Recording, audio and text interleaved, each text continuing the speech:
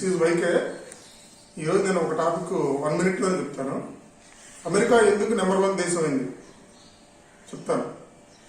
మీ అందరికీ మన తెలుగు సినీ దర్శకుడు కళా తపస్వి కె. విశ్వనాథ్ గారు తెలుసు.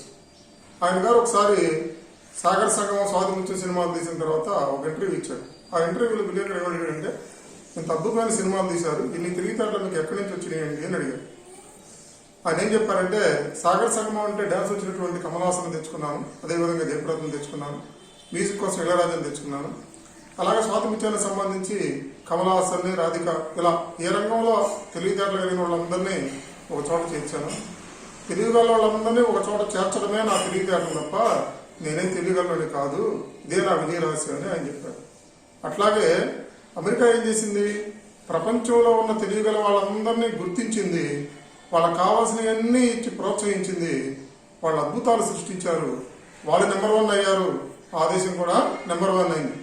మనం కూడా మన పిల్లల్లో తెలివితేటలను గుర్తించి వాళ్ళకి కావాల్సినవి ఇచ్చి ప్రోత్సహించినట్లయితే వాళ్ళు నెంబర్ 1 అవుతారు, వాళ్ళతో కూడా మనం నెంబర్ 1 అవుతాం, మన దేశం కూడా నెంబర్ 1 అవుతుంది.